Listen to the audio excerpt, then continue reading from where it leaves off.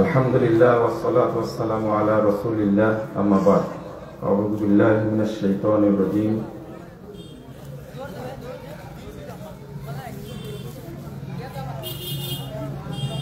আল্লাযীনা আমানু ওয়া লাম ইয়ালবিসু ঈমানাহুম বিযুলমিন উলাইকা লাহুমুল আমনু ওয়া হুম মুহতাদুন وقال صلى الله عليه وسلم من تشبه بقوم فهو منهم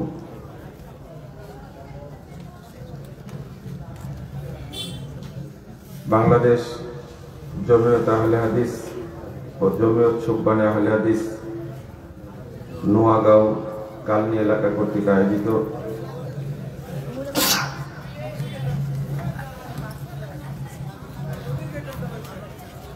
দাওয়া ও তাবলীগী মহাসম্মেলনের সম্মানিত সভাপতি, বাংলাদেশ জমিয়ত আহলে হাদিসের সম্মানিত সহ-সভাপতি প্রফেসর ডক্টর রইসউদ্দিন, সম্মানিত প্রধান অতিথি বাংলাদেশ জমিয়ত আহলে হাদিসের সংগ্রামী সভাপতি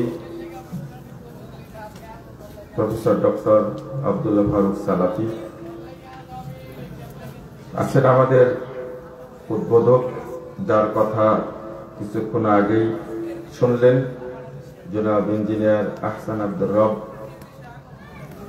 ওলামায়ে কেরাম, অতিথিবৃন্দ, সুধী মণ্ডলী, সামনে উপবিষ্ট শ্রদ্ধেয় মুসলিম ভাতৃমণ্ডলী, আমার প্রাণপ্রিয় ছাত্র ও যুবক ভাইয়েরা, পর্দার আড়ালের মা ও বোনেরা, সকলকে আন্তরিক অভিনন্দন ও মোবারকবাদ জানাচ্ছি।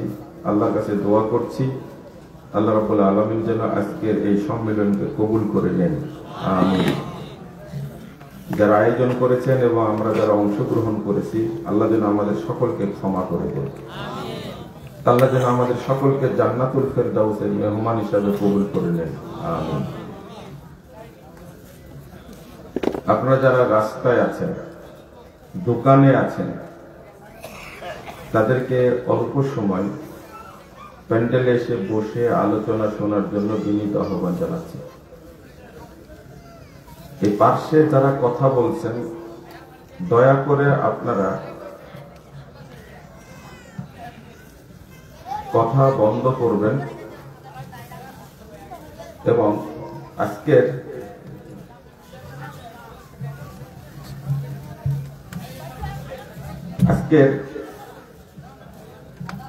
এই সম্মেলনটার উদ্দেশ্য হলো দাওয়াত, তাই না?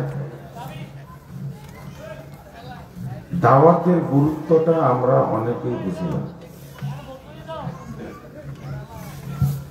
অনেক সময় আলেমরাও বুঝি না। গত 5 রোকের সম্মেলনে একটা কথা বলেছি, নারায়ণগঞ্জ জেলা বাংলাদেশের একটা অন্যতম মডেল জেলা, যেখানে দাওয়াতি কাজ সবচেয়ে ভালো হয়। আপনারা এই যে ইঞ্জিনিয়ার আহসান আব্দুর রবের মতো আরো কিছু ব্যক্তি পেয়েছেন, জনাব আব্দুল সবুর সাহেব মাস্কো গ্রুপের চেয়ারম্যান, ফকির গ্রুপের তারা ভাইরা যারা আছেন প্রত্যেকেই, আরো অনেক ব্যক্তি আছেন, তারা এই দাওয়াতি কাজটাকে খুব গুরুত্ব সহ দেখেন। এর আগে যতগুলো প্রোগ্রামে গেছি, প্রায় সেখানে আমি আহসান আব্দুর রব ভাইয়ের সাথে দেখা হয়েছে আমার। থাকেন, একবার আবেদন করলাম মোটর সাইকেল নেই, তো তিনি বললেন যে ঠিক আছে, কত টাকা হয়েছে আর কত টাকা লাগবে, বাকি টাকা আমি দিয়ে দেব। সেখানে সম্ভবত 1.5 লক্ষ টাকা দিলেন। আর এক জায়গায় প্রোগ্রামে গেলাম, সেখানেও দিলেন 1 লাখ টাকা। আপনারা কি মনে করেন যে এই ধরনের লোক 1-2 জন দ্বারা দিন প্রতিষ্ঠিত হবে? এখানে কি দোকান নাকি? এই ভদ্রলোক কারা এখানে? এরা কারা এখানে? এরা কি বধির কিছু কথা শুনে না? এতগুলো মানুষ এখানে বসে আলোচনা শুনছে, আমরা এই এলাকায় কি জন্য এসেছি? কি আশ্চর্য ব্যাপার! আমরা দুইটা কথা বলার জন্য আসি, আর কত অনুরোধ করে, কত পরিশ্রম করে এই প্রোগ্রামটা সাজানো হয়, মানুষকে নিয়ে আসা হয়। কত মানুষ দেখেন বাণিজ্য মেলায় ঘুরছে না? আজকে শুনলাম লাখ লাখ মানুষ। এর মাঝখানে কিছু মানুষ এখানে এসেছে, আল্লাহ তাদেরকে কবুল করেছেন, আলহামদুলিল্লাহ। আল্লাহর কবুলিয়াত ছাড়া, দয়া ছাড়া এই ধরনের মাহফিলে আসা মোটেও সম্ভব না। দুটা কথা বলার জন্য এসেছি, কথাগুলো শুনতে হবে। কিছু ফাজিল বক্তা আছে যাদেরকে ভাইরাস বক্তা বলে আমি, এরা না সারাদিন মিথ্যা কথাই বলে। আমরা যে কথা বলি ক্যামেরায় ভিডিও হয়, বহু মানুষ এটা দেখতে পায়। এই কথা কিছু তিতো বলার কারণে মানুষ আমাদেরকে গালিগালাজ করে, কিন্তু উল্টা দলিল উপস্থাপন করার সাহস তাদের হয় না।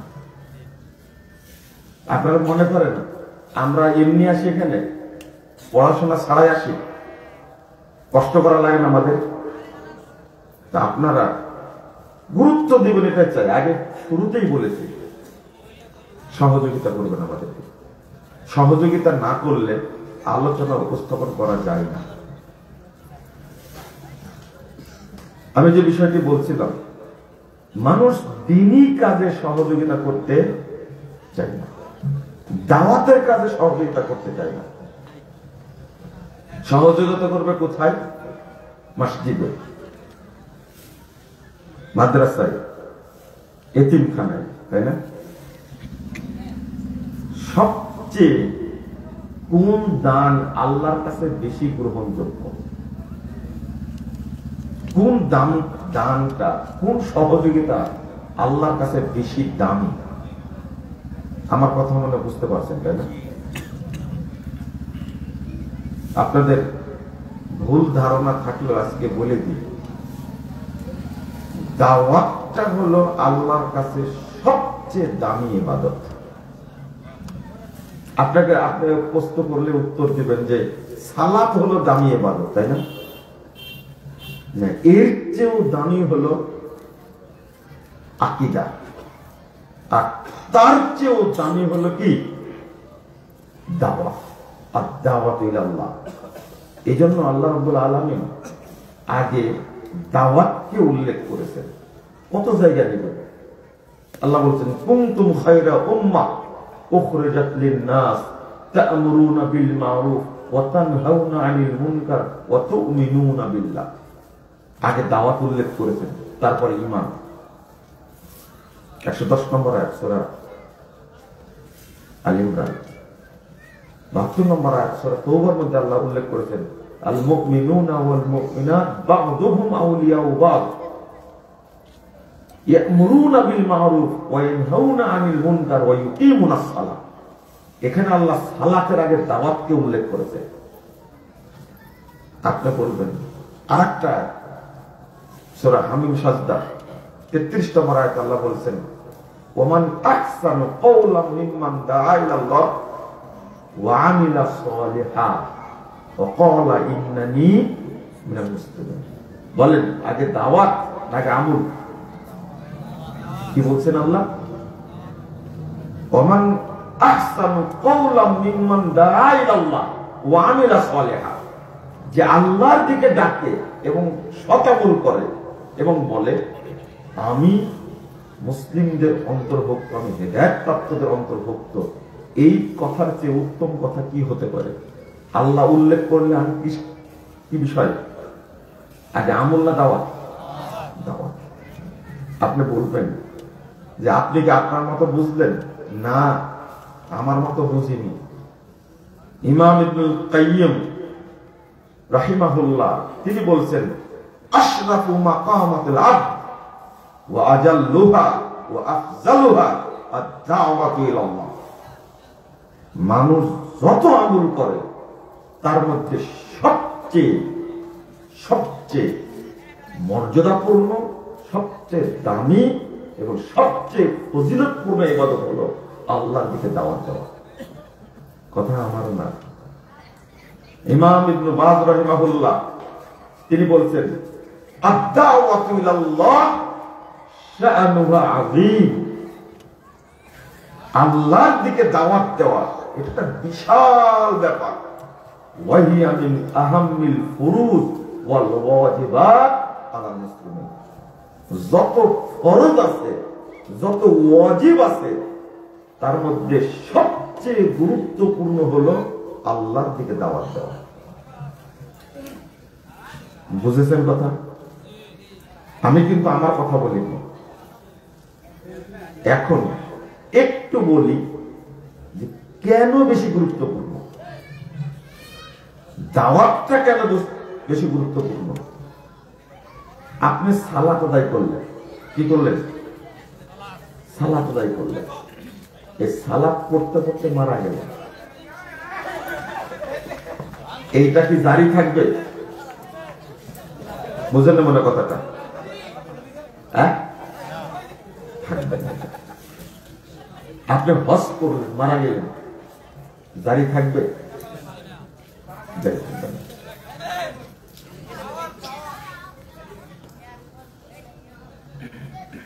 সালাতের ক্ষেত্রে, সিয়ামের ক্ষেত্রে আপনি সিয়াম পালন করলেন, মারা গেলেন, বলেন তো এটা কি জারি থাকবে? না। ফরজ সিয়াম বছরে কয় মাস? 1 মাস। তাহলে আপনি শাওয়াল মাসে চাইলে ফরজ সিয়াম করতে পারবেন না। তাহলে ফরজ সিয়ামটা নির্দিষ্ট, নির্ধারিত 1 মাস, শুধু রমাদান। কিন্তু দাওয়াত 12 মাস চলবে। সালাত দিনে কয়বার? 5 বার। 6 বার পড়া যাবে? 10 বার? নির্ধারিত, নির্ধারিত। এটা এক মরে গেলে দাঁড়িয়েও থাকবে না, এটা পড়েছে নির্ধারিত। ওযু ছাড়া পড়া যাবে? কিন্তু দাওয়াত দিনে কতবার নির্ধারিত আছে? না। ওযু লাগবে না। সালাত পড়তে হলে মসজিদ লাগবে, পবিত্র জায়গা লাগবে। কিন্তু দাওয়াত দিতে হলে মসজিদ, পবিত্র জায়গা লাগবে না। মনে হয় বুঝাতে পারছি না আপনাদের। এইভাবে বুঝতে হবে। ওয়াজ তো শুনেনি, কিছু কিছু ওয়াজও শুনতে হবে। আপনি সিয়ামের জন্য শর্ত, রমজান মাসে সিয়াম পালন করবেন, ঠিক আছে, কিন্তু সুবে সাদেক থেকে সূর্যাস্ত পর্যন্ত রাতে রাখা যাবে না। কি রাতে রাখা যাবে? কিন্তু দাওয়াত, দাওয়াতের জন্য সুবে সাদেক বা সুবে কাদেব বা শাতরুল্লাইল বা সুলুসুল্লাইল এর কোনো শর্ত আছে? কোনো শর্ত নেই। 24 ঘন্টা। হজ ফরজ কয়বার? 1 বার। এরপরে করলে কি হবে? সব নফল। কিন্তু দাওয়াতটা এটা কি? এটা কখনো নফল হওয়ার সুযোগ আছে? না, নফল হওয়ার সুযোগ নেই। আপনি বৃদ্ধ হয়ে গেছে, আর সিয়াম লাগবে না, অসুস্থ চিররোগী, ফিদিয়া দিবেন, সিয়াম নাই। দাওয়াত বৃদ্ধ হওয়া শর্ত না, ধ্যান ভাঙা শর্ত না, কোন শর্ত নাই। দাওয়াত চলতেই থাকবে। আল্লামা আব্দুল্লাহ কাফি আল কুরাইশি রাহিমাহুল্লাহ পাকিস্তানের সংবিধানের বিপক্ষে লিখতে গিয়ে 40টা পয়েন্টের 38টা লেখে 39টা লিখতে গেছিলেন, কলম খসে পড়ে গেছে, তখনই মারা গেছেন লেখা অবস্থায়। আর এই যে কথাটা বলে দিচ্ছি, কথাটা যতদিন রেকর্ডে থাকবে বা আপনারা যতদিন ধরে রাখতে পারবেন, এই কথাটা যতজন শুনবে কিয়ামত পর্যন্ত, এই নেকি আমার আমলনামায় লেখা হতে থাকবে কিয়ামত পর্যন্ত। এটা বন্ধ হবে না। আপনি সব কিছু বন্ধ করতে পারেন, কিন্তু আমার এই ধারাবাহিক নেকি পৃথিবীর কোন শক্তি মিলে বন্ধ করতে পারবে না। লিখবেন কে? মাদ্রাসা বন্ধ হতে পারে, মসজিদ বন্ধ হতে পারে, পারে না? বন্যা এসে নারায়ণগঞ্জ ধ্বংস হয়ে গেল, সব মসজিদ শেষ, কিন্তু আমি যেটা চালু করে গেছি, এটা ঝড়ঝাপটা কিয়ামত এসে এটা বন্ধ হবে। বুঝেন না মনে কথাটা? আপনি কি দাওয়াতটা বুঝেন? জিনিসটা দাওয়াত কি জিনিস? পৃথিবী ধ্বংস হয়ে যেতে পারে, কিন্তু আমার এই দাওয়াতের নেকি কখনো বন্ধ হবে না। একবারে কিয়ামত পর্যন্ত লিপিবদ্ধ হতেই থাকবে। এই জন্যই সাহাবায়ে কেরাম দাওয়াত দিতেন, দাওয়াতের জন্য সবকিছু ব্যয় করতেন। আচ্ছা, ওসমান রাদিয়াল্লাহু আনহু সব ব্যয় করেছেন। কয়টা মসজিদ করেছেন? তার টাকা দিয়ে খুঁজবেন, কোরআন হাদিস দিয়ে খুঁজবেন। ওসমান রাদিয়াল্লাহু আনহু কয়শো মসজিদ তৈরি করেছেন? আপনারা এটা বুঝেন না যে মসজিদ তৈরি করতে নিষেধ করছে মুজাফফর, এটা বুঝেন না। আমার কথাটা বুঝে না। আমার কথাটা বুঝতে আপনাদের সময় লাগে কয় বছর? 10 বছরের মতো সময় লাগে। 10 বছরের মধ্যে 10 বছর গালিগালাজ করে এরপরে ক্ষমা চাই। 10 বছর গালিগালাজ করেছি, মাফ করেন, আল্লাহ আমাকে হেদায়েত দিয়েছেন। তাহলে তার বুঝতে কত সময় লাগছে? 10 বছর। একজন লোক 6 বছর গালিগালাজ করেছে, করার পরে হাত ধরে ক্ষমা চেয়ে বলছে যে 6 বছর গালি দিয়েছি এক টানা, কিন্তু এই 2-3 মাস যাবত বুঝেছি আল্লাহ আমাকে হেদায়েত দিয়েছে, কিন্তু আপনার কাছে আসতেই ভয় পাই। গতদিন আলামী মসজিদে খুতবা দেয়া, মোহাম্মদপুর খুতবা দেয়া মসজিদের বাইরে দাঁড়ায় আছে একটা সুন্দর ছেলে, বয়স বেশি না, 22-23 হবে, দাড়ি আছে, সুন্দর দাড়ি কাটেনি। দূরে এসে বলতে একবার আসতে কাছে কাছে মুসাফা করলো, কিছু বলতে চাচ্ছেন, কেন হাতটা ধরেই কথাটা বলছে। 6 বছর যাবৎ গালি দিছে আপনাকে, আমি 2-3 মাস যাবৎ আমি সহি আমলটা করছি, কিন্তু আপনার কাছে আমি আসতে পারছি না, লজ্জায়। কেমনে বলবো? বুকে জড়াই ধরে বললাম, এগুলো গালি না, এগুলো আমার জন্য নেকি হয়েছে। আপনি গালি দিয়েছেন, কিন্তু আমার জন্য কি হয়েছে? তবে আপনারও পাপ হয়নি, আল্লাহ আপনাকে কি করে দিয়েছে? মাফ করে দিয়েছে। বুঝেছে, তার বুঝতে কত সময় লাগছে? 6 বছর। আপনাদের কত বছর লাগবে জানেন? এই যে দাওয়াতটা বুঝালাম, এটা বুঝতে সময় লাগবে 10 বছর। মানে আবু বকর রাদিয়াল্লাহু আনহু তিনি সবচেয়ে সম্পদশালী ছিলেন। আপনি আমাকে দলিল দিবেন আবু বকর রাদিয়াল্লাহু আনহু কয়টা মসজিদ করেছেন তার টাকা দিয়ে, কয়টা ইতিমখানা করেছেন। হ্যাঁ, যখন কাবা ঘরে সালাত পড়তে নিষেধ করলো, সহিহ বুখারীর লম্বা হাদিস, আবু বকর রাদিয়াল্লাহু আনহু নিজেই বাড়ির সাথে একটা মসজিদ করেছিলেন। তবে টাকা লাগে না, কি লাগেনি? নিজে সালাত পড়ার জন্য যে নিজের বাড়িতে টাকা লাগছে।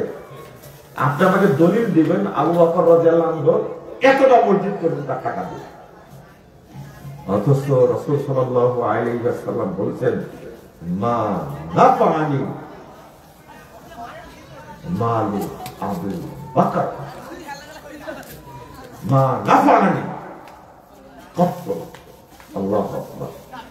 আবু বকর রাদিয়াল্লাহু আনহুর মাল আমার যত উপকার করেছে আর কারো সম্পদ এত উপকার করে না।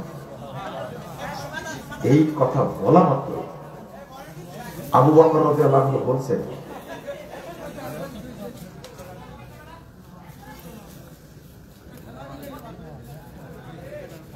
এই ছেলেগুলো মনে গ্রামের ছেলে না, তাই না? এরা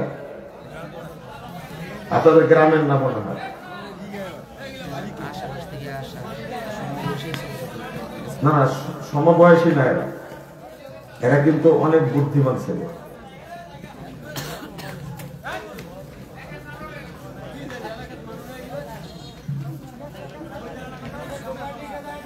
আমি কি বলছিলাম? আবু বকর রাদিয়াল্লাহু আনহু সম্পর্কে। ও তখন আমি মাল, আমার কি কোনো মাল আছে?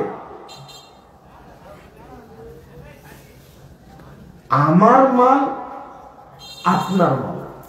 কে বলছেন? আল্লাহ রাসূল সাল্লাল্লাহু আলাইহি ওয়াসাল্লামকে আবু বকর বলছেন যে আমার সম্পদ বলতে কিছু নাই, যা আছে সম্পদ সবই আপনার। কি বুঝছেন? তাবুকের যুদ্ধের দিন আল্লাহ রাসূল চেয়েছিলেন সম্পদ। ওমর রাদিয়াল্লাহু আনহু বলছেন আজকে সুযোগ আছে আমার। আল্লাহ রাসূল জিজ্ঞেস করলেন 1678 নম্বর হাদিস আবু দাউদের মধ্যে আছে, মা আবকাইতা লিআহলিকা, ওমর আপনি আপনার পরিবারের জন্য কি রেখে এসেছেন? তো বলছে আবকাইতুল লাহু নিসফা, আমার সম্পদের অর্ধেক রেখে আসছে আর অর্ধেক নিয়ে চলে আসছে। আবু বকর রাদিয়াল্লাহু আনহু জিজ্ঞেস করলেন তো আপনি কি নিয়ে আসছেন? মা আবকাইতা লিআহলিকা, আপনার বান্দার পরিবারের জন্য কি রেখে আসছেন? তখন আবু বকর রাদিয়াল্লাহু আনহু বলছেন আবকাইতুল্লাহ ওয়া রাসূলাহ, আমি বাড়িতে আল্লাহ এবং আল্লাহর রাসূলকে রেখে সবই নিয়ে এসেছি। বলেন তো তিনি কি জন্য দান করলেন? ওসমান রাদিয়াল্লাহু আনহু ছোট্ট মসজিদের একটা জায়গা কিনে দিয়েছিলেন, এটা হাদিস দ্বারা প্রমাণিত। মসজিদে নববীর জায়গা সংকলন হচ্ছে না, রাসূল সাল্লাল্লাহু আলাইহি ওয়াসাল্লাম কিনে দিলেন ছোট্ট একটা জায়গা। কিন্তু এছাড়া পাওয়া যায় না যে ওসমান রাদিয়াল্লাহু আনহু তার এই বিশাল অর্থ সম্পদ দিয়ে হাজার হাজার মসজিদ তৈরি করেছেন। তাহলে কি করেছেন তারা? কি করেছেন তারা? বুঝেননি কথা বলবেন না? সব দাওয়াতের কাজে দায়ী করেছে সব। কিন্তু যতদিন পর্যন্ত এই শিক্ষাটা আমরা না শিখব ততদিন আহলুল হাদিসদের দাওয়াত মানুষের কাছে যাবে না, অবশ্যই যাবে না। আপনি একটা কাজ করেন, আলেম তৈরি করেন যারা সবাই দাওয়াতে কাজ করবে, এটা সাদকা হবে আপনার জন্য, অবশ্যই সাদকা হবে, যেটা কখনো বন্ধ হয় না লেখাটা। কিন্তু এই কাজে আমাদের সবচেয়ে অলসতা বেশি। কিন্তু আমি একটা দোয়া করি, যেমন আহসান আব্দুর রব ভাই দান করেন, আমি দোয়া করি আল্লাহ তার প্রত্যেক টাকাতে 1 কোটি করে বরকত দান করেন। আল্লাহ কসম করে বলছি আমি এই দোয়াটাই করি, কারণ দাওয়াতি কাজে কেউ দান করতে চাই, এটা আমি হাড়ে হাড়ে টের পাই, একবারে ছোট কাল থেকে টের পাই। এটা একবারে ছোট থেকে ক্লাস 3 থেকে আমি এই দাওয়াতের আহ্বান মুখস্থ করি। যখন ক্লাস 3-তে পড়ি আমি, তখন থেকে বুঝি যে মানুষ দাওয়াতি কাজে ব্যয় করতে চাই না। একটা পত্রিকা মাত্র দাম হলো 10 টাকা। কয় টাকা? 10 টাকা। এই পত্রিকা একজনকে দিতে গেলাম মাসে 10 টাকা দেব। 2-3 মাস নেওয়ার পরে বলছেন যে আর দিও না। কেন? বলছেন যে 10 টাকা তো মাসে দেওয়াটা কঠিন। আমি বললাম যে 10 টাকা দেওয়া কঠিন না, আপনার এটা অভ্যাস নাই। কি নাই? এই 10 টাকার ফজিলতটা আপনি বুঝেন না, এটাতে পাওয়ার কতটুকু। অথচ এই মানুষটা মাদ্রাসার জন্য প্রতি বছর একবার ওপেন ঘোষণা করতো 50,000 টাকা দিত। 50,000 টাকা দিত। এক জায়গায় দিলে 50,000 টাকা, অন্য জায়গায় 10 তো দেয়, 5 তো দেয়, 2,000 তো দেয়। কিন্তু বছরে বলেন তো, বছরে 10 টাকা করে হলে কয় টাকা হয়? 120 টাকা। মাসে 10 টাকা হলে বছরে কয় টাকা হয়? 120 টাকা বছরে দিবে না সে। প্রতি মাসে 10 টাকা দিতে হয়, তো এটাই তার কাছে ভারী। কেন ভাই? বলছে এটা পড়ার লোক নাই, আর আমারও পড়ার সময় হয় না। আর কেউ কেউ পড়ে, কিন্তু 10 টাকা দেওয়াটা খুব কঠিন। এত কষ্ট হতো শুনলে কথাটা। আপনার কি কেমন মনে হচ্ছে বলেন তো দেখি? অথচ লোকটা ধনী মানুষ, যখন চা স্টলে চা খায়, বসে কোনো জায়গাতে নাস্তাই লাগে তো অন্তত 200 টাকা 250 টাকা, এত ধনী মানুষ। কিন্তু দাওয়াতটা সে বুঝে না, বুঝে মাদ্রাসাটা, বুঝে মসজিদটা। কিন্তু দাওয়াত না হলে মসজিদ কিভাবে তৈরি হবে বুঝেন না, তাই না? মাদ্রাসা আলেম তৈরি না হলে মাদ্রাসা কিভাবে হবে? দেখেন এখন যতগুলো নতুন মসজিদ হচ্ছে, এরা কারা জানেন? অধিকাংশ এই সৌদি আরবে কামলা দিতে গেছে, ওরা ওখান থেকে মানুষের দাওয়াতে হাজির হয়েছে, আলেমদের। সেখান থেকে শিখে নিজ এলাকায় এসে ওই ছোটি ছোটি বই নিয়ে আসে, নিয়ে এসে বিতরণ করে, আমাদের খুঁজে বের করে। একজন বলছে যে 200 কপি জাল হাদিসের কবরে রাসূল সাল্লাল্লাহু আলাইহি ওয়াসাল্লাম বইটা পাঠান, আমি টাকা পাঠা দিচ্ছি। ছিল কোথায়? সৌদি আরবে। এক ভাই সিলেটে থাকে, ফ্রান্সে বাড়ি সিলেটে, উনি 5000 কপি বই নিলেন। অথচ মাজারের এলাকা, শিরকের এলাকা, ওখানে কোনো দিনের আলোই নাই, সব মাজার চুকাটি। হেদায়েত পেয়েছেন কোথায় গিয়ে? সৌদি আরবে। তিনি বুঝেছেন দাওয়াত কাকে বলে। বাংলাদেশের আলেমরাও দাওয়াত বুঝে না। আমাকে মাফ করবেন, আমি আর ক্ষমা চেয়ে নিচ্ছি। দাওয়াতটা এত দামি জিনিস, উপস্থাপনা করতে পারে না, বলেও না তারা দাওয়াত এত দামি জিনিস। উল্টা প্রশ্ন করে যে আপনি যেভাবে বলছেন আসলে এটাই কি দাওয়াত?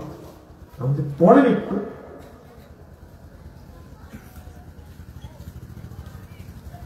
দাওয়াত একটা জিহাদ,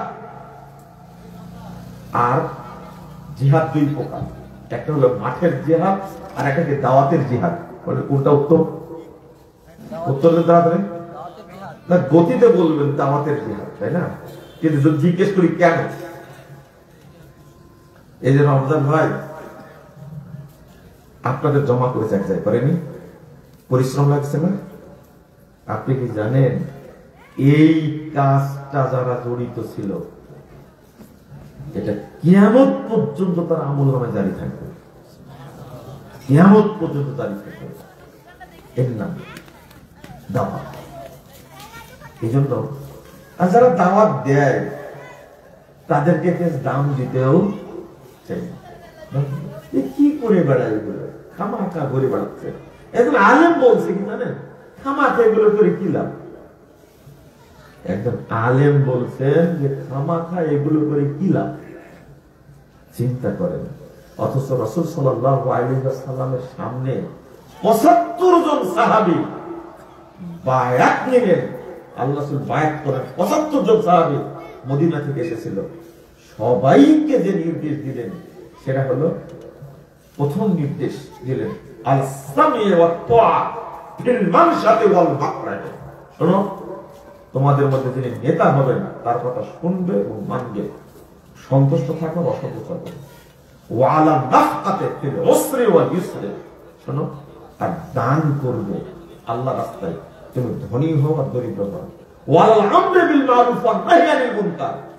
দাওয়াত দিবে, ধনী হও গরিব হও সবাইকে দাওয়াত দিতে হবে। এই জন্য আমি বলি, পানের দোকানদার যে গলায় বেঁধে বাদাম বিক্রি করে না, আমি তাকেও বলেছি সেও একজন দায়ী, যতটুকু জানে ততটুকু পৌঁছায় দিবে। একেও দায়ী হতে হবে। যতদিন এটা না হবে আহলে হাদিসদের মধ্যে, ততদিন দাওয়াতটা প্রতিষ্ঠিত হবে না। আপনি আল্লামা আব্দুল্লাহ কাফিয়ার কুরাইশি রাহিমাহুল্লাহ আহলে হাদিস পরিচিতি বইটা পড়ে দেখেন, তিনি কিভাবে লিখেছেন। তাদেরটা কবুল হয়েছে, কারণ এত ইখলাস ছিল তাদের মধ্যে। এজন্য আমরা এখনো পড়ি, এখনো আমাদের অনুপ্রেরণা দেয়। আমি যেটা বলতে চাচ্ছিলাম সেটা বলাই হলো না। এই অবস্থান দেখে আমি এদিকে আলোচনায় ঢুকে গেছি। আয়াত যেটা পড়েছি তার সাথে মিল আছে না? আমি এই আয়াত পড়িনি। শুরুতেই বলি একটা, বর্তমান যুগে যে তাবলিগ চলছে, দাওয়াত এবং তাবলিগ চলছে, এটা হলো সুফিবাদ। কিবাদ? সুফিবাদ। কেন জানেন? আর এই সুফি মতবাদটা হলো কুফরি মতবাদ। কি মতবাদ? বর্তমানে এই কাজটা করে যাচ্ছে টঙ্গীর লোকেরা, জুবাইর গুরু হোক আর সাত গুরু হোক, দেওবন্দি হোক, বেরলভী হোক, এদের মূল টার্গেট হলো সুফিবাদ। কিবাদ? সুফিবাদ। ভালো করে উচ্চারণ করে তো কি? সুফিবাদের মূল অর্থ হলো মানুষকে আল্লাহ বানানো। মানুষকে কি বানানো? আল্লাহ বানানো। এমন কিছু কথা যেটা আপনারা বুঝবেন, ওইগুলো বলবো, যেটা বুঝবেন না সেটা বলবো না। এই সুফিবাদের উদ্যোক্তা হলো বায়েজিদ বোস্তামি। কে? বায়েজিদ বোস্তামির যে ফজিলত বর্ণনা করবে, মনে করবেন সেই সুফি একজন। বায়েজিদ বোস্তামি আল্লাহকে খুঁজে পায়নি, সে নিজেই নিজেকে আল্লাহ বলছেন। নিজেই বলছেন তলাক্তুল্লাহ সিত্তিনা সানা, আল্লাহকে খুঁজলাম 60 বছর যাবত, ফাইদা হুয়া আনা, এখন দেখছি আমি নিজেই আল্লাহ। কথাটা কেমন, কত নোংরা কথা। আমরা বলি সুবহানাল্লাহ, সুবহানাল্লাহ বলি না? আর সে বলতো সুবহানি সুবহানি মা আযামা শানি, আমি কতই না পবিত্র, আমার মর্যাদা কতই না বেশি। আস্তাগফিরুল্লাহ। ও কোনদিন মুহাম্মদ সাল্লাল্লাহু আলাইহি ওয়াসাল্লামকে নবী মানত না। বাক্যগীতার লিওয়াই আরফাউ মিন লিওয়াই মুহাম্মদ, আমার মর্যাদা মুহাম্মাদের মর্যাদার চেয়ে অনেক বেশি। আস্তাগফিরুল্লাহ। এই যে এখন পীরের ফকির গুলো বলছে না যে নবীর চেয়ে ওলির মর্যাদা অনেক বেশি, কারণ নবীরা ওই দরজা পর্যন্ত উঠতে পারেনি। তাহলে একটা ভালো কথা বলেছে, নবীদেরকে যে এই ভণ্ডদের সাথে তুলনা করেন, এই জন্য শুকরিয়া আদায় করেন আলহামদুলিল্লাহ। কারণ নবীরা হলো আল্লাহর বান্দা, নির্বাচিত নবী, সর্বশ্রেষ্ঠ মানুষ। আর যাদেরকে ওলি বলছেন এরা হলো পুরোটাই শয়তান। কি? একজন বলছে যে আমাকে খুব শয়তানের ডিস্টার্ব করে, তার একজন বলছে যে তুই শয়তান তো আমাকে ডিস্টার্ব করে না। তো বলছে যে তুই তো নিজেই শয়তান। বুঝলেন কথাটা? তোকে শয়তান ডিস্টার্ব করবে কি করে? তুই তো নিজেই শয়তান। তে ওলিরা আল্লাহর নবী রাসূলদের চেয়ে বেশি দামি, আল্লাহর বেশি কাছে চলে গেছে। তওবা তওবা আস্তাগফিরুল্লাহ আস্তাগফিরুল্লাহ নাউযুবিল্লাহ।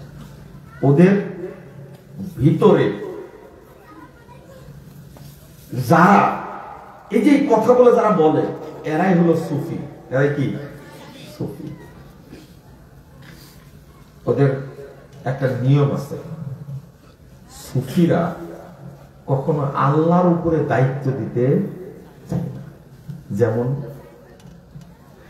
আমি আরেকটা কথা বললে ভালো লাগবে আপনাদেরকে, আমি যে বললাম না তারা মানুষকে কি বানাতে চায় আর আল্লাহকে মানুষ বানাতে চায়। আবার বলি, সুফিরা আল্লাহকে মানুষ বানাতে চায় আর মানুষকে কি বানাতে চায়? আল্লাহ বানাতে চায়। নাউযুবিল্লাহ। বলে তো জোরে বলে নাউযুবিল্লাহ। বলছে মানসুর হাল্লাহ, তার নাম শুনেননি আপনারা? মানসুর হাল্লাহ এতই বদের বদ, আস্তাগফিরুল্লাহ। বলছে নাহনু রূহান হাল্লাল্লাহ বাদানা, আল্লাহ আর আমি দুইজন রূহ, দুইটা রূহ এখন এক দেহের মধ্যে শামিল হয়েছে। নাউযুবিল্লাহ। এই মানসুর হাল্লাহ পেশাব পায়খানা বিক্রি করত, বুঝছেন? ওর পেশাব করলে পায়খানা করলে বোতলের মধ্যে রাখত, মুরিদরা আসলে সেইভাবে বিতরণ করত। অসুখ অনুযায়ী বেশি অসুখ হলে পায়খানা খাওয়াতো, একটু কম সম হলে কি পেশাব করত। এতই বদের বদ। ও নিজেই বলতো আনাল হক আনাল হক, আমি আল্লাহ আমি আল্লাহ, আমি তুমি তুমি আমি। এটা সরমুনের পীরেরা খুব ভালো করে প্রচার করে। সুফিবাদের প্রবক্তা ইবনুল আরাবী বলছেন আর রব্বু আব্দুন ওয়াল আব্দু রব্বুন ইয়া লাইতা শাইদি মানিল মুকাল্লাফ। আল্লাহ বান্দা আর বান্দাই আল্লাহ। আমার বুঝে আসে না কে কার ইবাদত করবে, বুঝেন না? কেমন খারাপের খারাপ বলছে, আল্লাহ বান্দা আর বান্দাই কি আল্লাহ। আমার বুঝে আসে না কে কার ইবাদত করবে। তওবা তওবা তওবা, আস্তাগফিরুল্লাহ আস্তাগফিরুল্লাহ, নাউযুবিল্লাহ। ওই জন্য পরে বাক্যটা জানেন, আহমাদুহু ওয়া ইয়াহমাদুনি ওয়া আবুদুহু ওয়া ইয়াবুদুনি। এই জন্য আমি আল্লাহ প্রশংসা করি, আল্লাহ আমার প্রশংসা করে। আমি আল্লাহর ইবাদত করি, আল্লাহ আমার ইবাদত করে। এবার কি মূল কথা পেয়েছেন? এদের মূল উদ্দেশ্য মানুষকে কি বানাতে চায়? আল্লাহ। আর আল্লাহকে কি বানাতে চায়? মানুষ। তো উভয়ের মধ্যে কোনো পার্থক্য নাই। এই সুফি মতবাদ চলছে বাংলাদেশে। আহলুল হাদিস ছাড়া বাকিরা সবাই, ওই যে বলি যখন রাগ করেন, মাহরুম বলা যাবে না। আমি বলেছি মরহুম বলেন না, মরহুম কেন মরহুম বলেন? মরহুম অমুক, মরহুম অমুক, মগফুর। মরহুম আর কি মগফুর, মানে মারহুম আর মাগফুর। আচ্ছা কেন চালু হয়েছে বলেন তো দেখি। আসলে বলতে হতো রহিমাহুল্লাহ, আল্লাহ তার উপরে রহম করুক। এই দায়িত্ব আল্লাহকে ওরা দিতে চায় না। এই জন্য শব্দটা উপমহাদেশে কি মারহুম, তার উপরে রহম করা হয়েছে। কি করেছে? তো বাপ রহম কে করতে পারে? রহিমাহুল্লাহ বললে কি সমস্যা? ওরা বলবে না। আল্লাহকে দায়িত্ব দেওয়া হলো যে আল্লাহ তার উপরে রহম করুন, দায়িত্ব কাকে দিলাম? এটা করে বলবে না। আপনারা বলছেন যে কার নবীকে ঢুকালেন? জি, এটাই সুফিবাদ। গফারাল্লাহু লাহু, আল্লাহর নবী বলছেন আল্লাহ তাকে ক্ষমা করে দিলেন। সাহাবীরা বলছেন ক্ষমা করে দিলেন আল্লাহ। আর আপনি বলছেন কি মাগফুর, ক্ষমা করে দেওয়া হলো। কে দিল? কে দিল? এরা কোনদিন বলবে না গফারাল্লাহু লাহু, আল্লাহ তাকে ক্ষমা করে দিল। তারা বলে মাগফুর, ক্ষমা করা হয়েছে। কে বললো ক্ষমা করা হয়েছে তাকে? আর গফারাল্লাহু লাহু এটা হলো দোয়া, আল্লাহ তাকে ক্ষমা করুন, কিন্তু দায়িত্ব দিবে না। ওই জন্য আমরা বলি কি হাদিসের শব্দ 681 নম্বর হাদিস সহিহ মুসলিমের মধ্যে এসেছে। রাসূল সাল্লাল্লাহু আলাইহি ওয়াসাল্লাম বলেন হাফিজাকাল্লাহ বিমা হাফিজতা বিহি নাবিয়াহু। শোনো, আল্লাহ তোমাকে হেফাজত করুন যেমন তুমি তার নবীকে হেফাজত করেছো। কত সুন্দর কথা। হাফিজাকাল্লাহ, আমরা বলি হাফিজাহুল্লাহ, আল্লাহ তাকে হেফাজত করুন, হাদিসের শব্দ। কিন্তু ওরা জীবনেও বলবে না। ওরা বলে কি জানেন? দাবা, দাবা, দাবানল। দাবা মানে দাজ্জাল বাহিনী। একজন লেখে পাঠাইছে যে আপনি বুঝতে ভুল করেছেন, দাবা মানে দাজ্জাল বাহিনী। আমাকে মেসেজ দিচ্ছে দাবা লেখে কি জানেন? দামাদ বারাকাতুহুল আলিয়া, তার উচ্চ মর্যাদা বৃদ্ধি পায়। কে করে বৃদ্ধি? কে বলবে না? মাদ্দাদিল্লুহুল আলী, তার সম্মান সুচ্চ হোক। কে করবে? বাপ করবে। এই কারো সম্মান বাড়ানোর মালিককে বললেন না কেন? ওরা বলবে না। আল্লাহকে দায়িত্ব দিবেন। এগুলো সব সুফিদের ভাষা। কাদের? বলা যাবে না। কোনদিন বলবে না জাযাকাল্লাহু খায়রান, বলবে না। এই সব শব্দগুলো শুনবেন আহলে হাদিসদের মুখে, ওরা কিন্তু বলবে না। এই যে কথাগুলো যে বলছি, আমি যে বলছি, রেকর্ড হচ্ছে, শুনছে, শুনে না তারা? ওরা এত খারাপ, প্রত্যেকটা বাক্যকে ওরা নষ্ট করেছে, একবার শেষ করে দিয়েছে। লা ইলাহা ইল্লাল্লাহ এর অর্থ উপমহাদেশে করেছে লা মাওজুদা ইল্লাল্লাহ, লা মাকসুদা ইল্লাল্লাহ, লা মাহবুবা ইল্লাল্লাহ, মা ফি কলবি গায়রুল্লাহ। এই কথাগুলো উচ্চারণ করলে মানুষ কাফের হয়ে যাবে। অথচ লা ইলাহা ইল্লাল্লাহ মূল অর্থ হলো লা মাবুদা বিহাক্কিন ইল্লাল্লাহ। কি যেটা বাক্যটা নাই আছে দেখেন তো কি বললাম, লা মাওজুদা ইল্লাল্লাহ, লা মাহবুবা ইল্লাল্লাহ, লা মাকসুদা ইল্লাল্লাহ, লা মাবুদা ইল্লাল্লাহ। এটা কেন ইবনু আব্বাস বললেন, এটা সাহাবীরা বললেন, সালাফরা বললেন, আপনার কানে ঢুকলো না কেন? এখন যদি বলেন এই যে ভুলগুলো লা মাওজুদা ইল্লাল্লাহ একটা বোঝায়, মানে আল্লাহ ছাড়া কেউ উপস্থিত নাই, মানে আল্লাহ সব জায়গায় উপস্থিত, প্রমাণ করে দিলেন কালেমার মধ্য দিয়ে। বলেন নাউজুবিল্লাহ, বলেন আল্লাহ কোথায়? এরা কোনদিন বলবে না। সুম্মাস্তাওয়া আলাল আরশ, আল্লাহ আরশের উপরে উঠলেন। ওরা বলছে কি জানেন, এই যে আল্লাহ আরশের উপরে উঠলেন, তাহলে আল্লাহ তো মানে সিফাত প্রমাণ হয়ে গেল। ওই জন্য বলছে না আল্লাহ আরশের মালিক বলেন, কেমন খাটাসের খাটাস। আল্লাহ আরশের কি হলেন? মালিক হলেন। যখনই বলে ইস্তাওয়া আলাল আরশ, আল্লাহ আরশের উপরে উঠলেন, তখন তো তার সিফাত প্রমাণ হয়ে গেল না। এই জন্য বক্তা অনুবাদ করছে, কাল্লামাল্লাহু মূসা তাকলিমা, আল্লাহর সাথে মূসা আলাইহিস সালামের কথোপকথন হলো। বক্তা তোমার খবর আছে, আল্লাহ বলছেন কোরআনের আয়াত, আল্লাহ মূসার সাথে কথা বললেন। কার সাথে? কাল্লামাল্লাহু মূসা তাকলিমা, আল্লাহ মূসা আলাইহিস সালামের সাথে কথা বললেন। এইটা হলো অনুবাদ। কিন্তু আল্লাহ কথা বললেন, তাহলে আল্লাহর মুখমণ্ডল আছে, কেমনে কথা বলে প্রশ্ন আসবে না? এই যে অনুবাদ করলো না, কি অনুবাদ করলো? অনুবাদ করলো আল্লাহর সাথে কথোপকথন হলো। তওবা তওবা তওবা, আস্তাগফিরুল্লাহ আস্তাগফিরুল্লাহ, নাউযুবিল্লাহ। আপনাদের কিভাবে বুঝালে বুঝবেন? আমার উস্তাদ মারা গেছেন, আল্লাহ তাকে জান্নাতুল ফেরদাউস দান করুন, আমিন।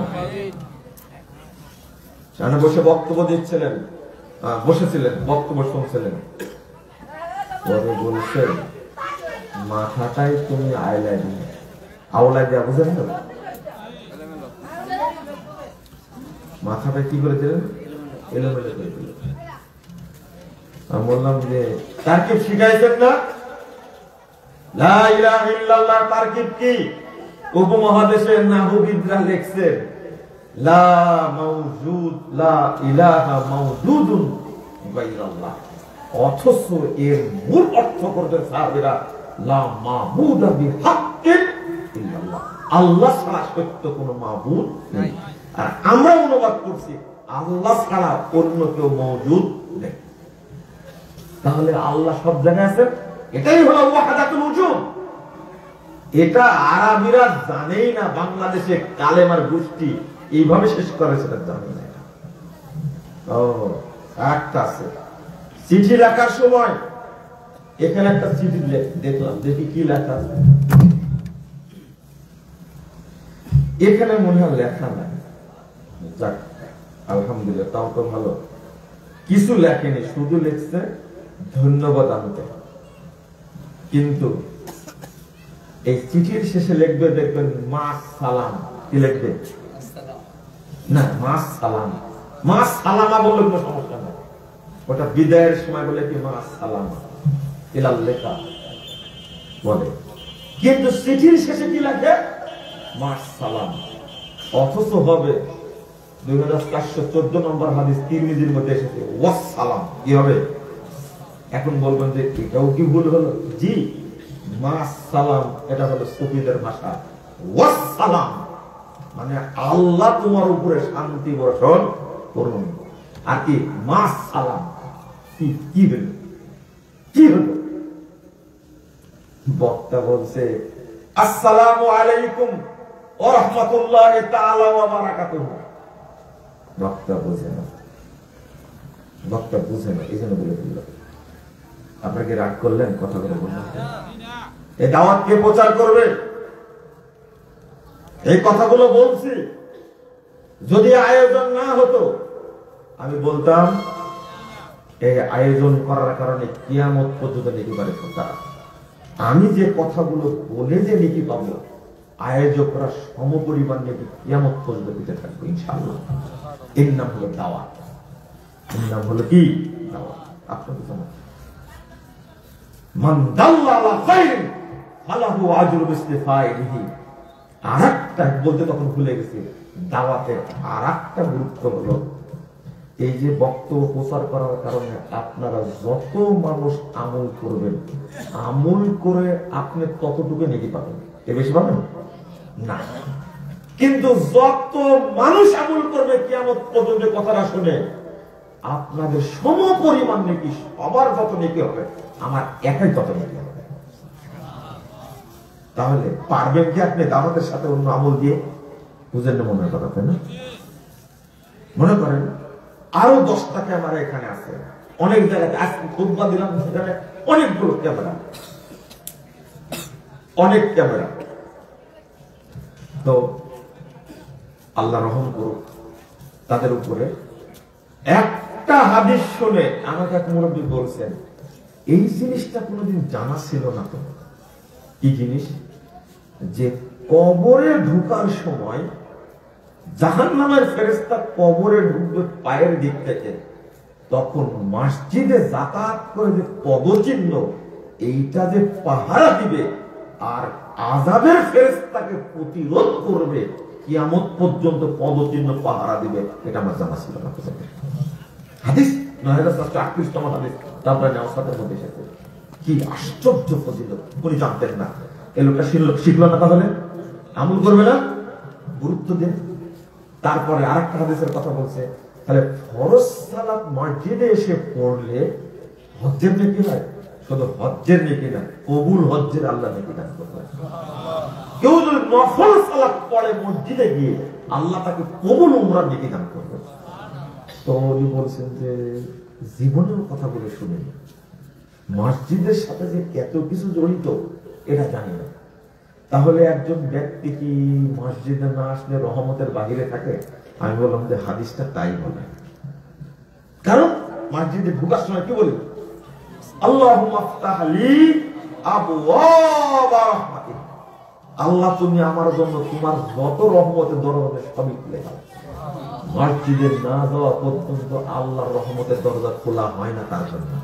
এই হাদিস প্রমাণ করে ও রহমতের দরজার বাহিরে আছে। যখনই মসজিদে ঢুকলো তখন আল্লাহ তার জন্য রহমতের সব দরজা খুলে দিল। বুঝলেন না মনের কথা, তাই না? তখন বলছে যে এইভাবে তো কোনো চিন্তাই করিনি। নিঃসন্দেহে বক্তব্যটা সে মাথায় নিয়েছে, যাইনি? এ লোকটা যদি আমল করে নেকি পাবো না? এ লোকটা যদি কারো কাছে বলে ওই নেকিটা পাবো না? এইরকম তো আরো 5000 মুসল্লি ছিল আজকে, আরো 5000 মুসল্লি আজকে ছিল। আমি একজনের কথা বলেছি, বাকি 5000-এর মধ্যে কি একজন বুঝেনি? বুঝেন মনে কথাটা? তাহলে নেকি পাবো না আমি? এটা হলো দাওয়াতের বরকত, মনে থাকবে। আল্লাহ যেন আমাদের বোঝার তৌফিক দান করেন, আমিন। আমি আলোচনা শেষ করি, আপনাদের কষ্ট না দিই। এরপরে কি আলোচনা করবো?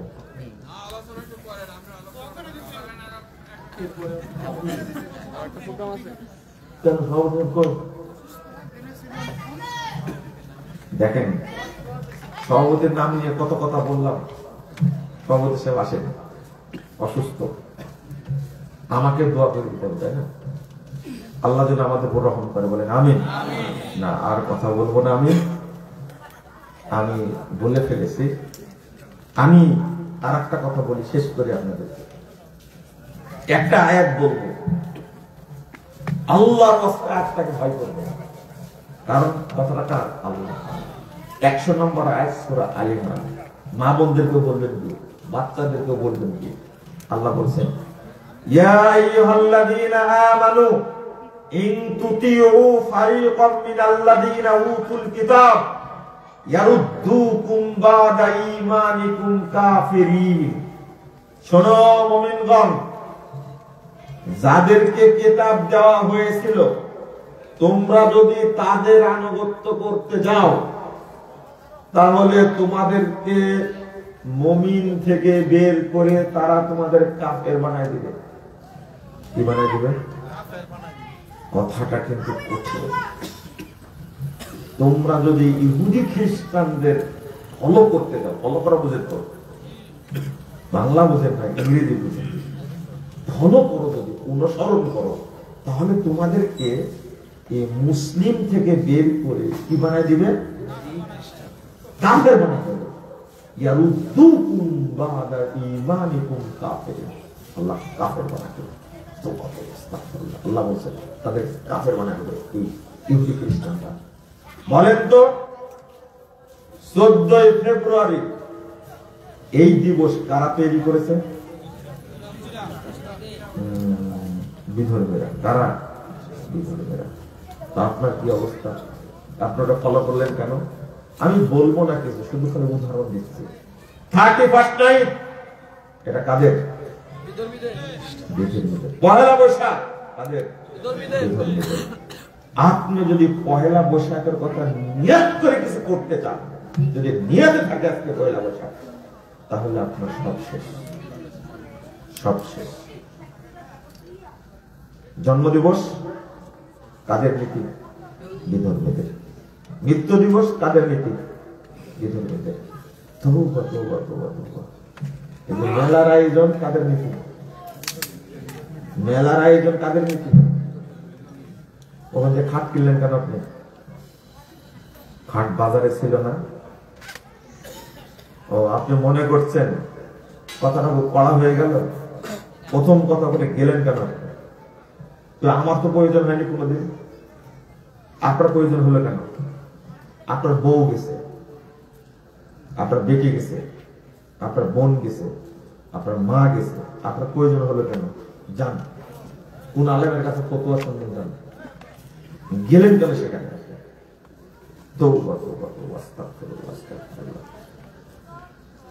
শিক্ষা সফর কি করলেন আপনারা? তাহলে গেলেন গেলেন, আপনি যান, পরিবার নিয়ে যান, আমি কোনো সেটা দোষ মনে করি না। কিন্তু সবাই মিলে গেলেন, বন্ধুরা একসঙ্গে, একজনের বউ আর একজনের ভাগাভাগি করে নিলেন কেন? বন্ধুর জন্য আপনার বউ যায়? বন্ধুর মধ্যে আপনার জন্য যায়? স্মরণ লজ্জা কিছু করে না? সবাই যে চিনল আপনার বই এরকম, এটা কি আপনার জন্য হালাল না হারাম? হারাম। এটা কাদের নীতি? মানে বিয়ের আগে সন্তান পেটে আসছে, এটা কাদের নীতি? একজন মুরব্বী আমাকে বলছে, তুমি কথাটা বলো না। কি কথা? তুমি বলছো যে 10 বছরের মধ্যে এই বাংলাদেশের অর্ধেক সন্তান জারজ হবে। হবে তো, আপনি বুঝেন না? আপনি সত্য করে বলেন তো, যে আপনার মেয়েদের যে বিয়ে হয়েছে, সবার বিয়ে কি মানে সন্তান আগে হয়েছে না পরে হয়েছে? বলে তো দেখি, সাচ্চা কথা বলবেন। বলছি এইগুলো তো পারিবারিক কথা, এগুলো কি বলা যায়? বুঝেন তাহলে? একজন মহিলা, একজন বাপ আমাকে বলছে, বলছে ভাই তাড়াতাড়ি বিয়েটা করা দিতে হবে, আপনি কোন দিন সময় দিলেন? এত হলো কেন? আপনি আধুনিক যুগের কথা বুঝেন না। বলছি এদের মধ্যে সম্পর্ক, পেটে বাচ্চা আসছে, তাড়াতাড়ি বিয়ে না করে দিলে তো বিয়ে দিব। এই বাচ্চাটা হবে, এটা কি হারাম না হালাল? জারজ না? এক বদমাশ বলছে কি জানেন, লজ্জাও না, বলছে বিয়ের আগে আমার 3টা হয়েছে। এগুলো কাদের নীতি? বিধর্মীদের নীতি না? এই যে দৈহিক সম্পর্ক রাখছে, একটা মেয়ে 10টা ছেলের সাথে, 100টা ছেলের সাথে অপকর্ম করছে, একটা ছেলে অন্তত 40টা 50টা মেয়ের সাথে দৈহিক সম্পর্ক, এর বিয়ের দরকার আছে? এটা কাদের নীতি? আল্লাহ যে বলছেন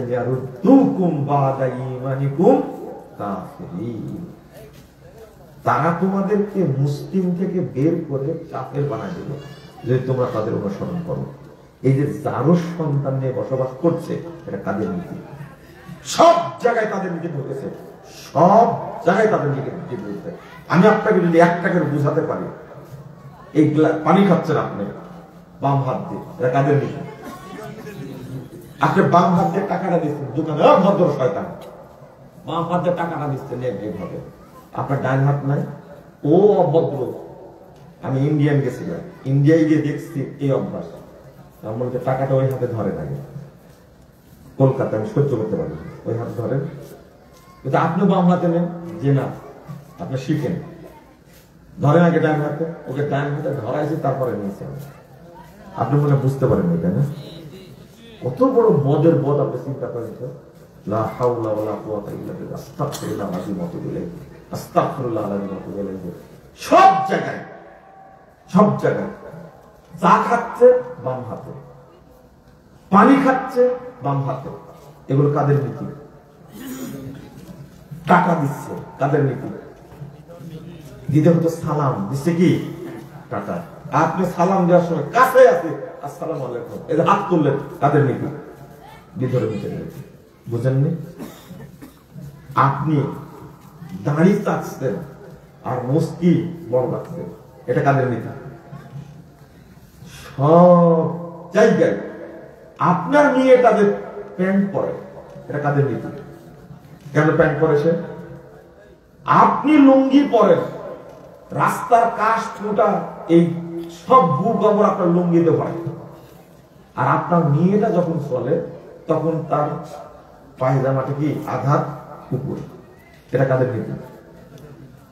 আপনি বাড়িতে কলিং বেল রেখে দিচ্ছেন, টিপছেন কলিং বেলটা, তখন গান বাজছে, শব্দ হচ্ছে, এটা কাদের নীতি? আপনি বলবেন সর্বোচ্চ সালাম দিতে পারেন।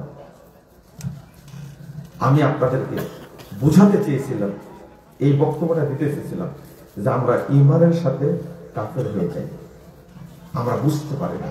আল্লাহ যেন আমাদের বোঝার তৌফিক দান করেন। আমি মুসলিম, শুধু মুসলিম সংস্কৃতিকে বিশ্বাস করি, অন্য কিছুকে বিশ্বাস করি না। আল্লাহ তুমি আমাদের কবুল করে নাও, আমিন।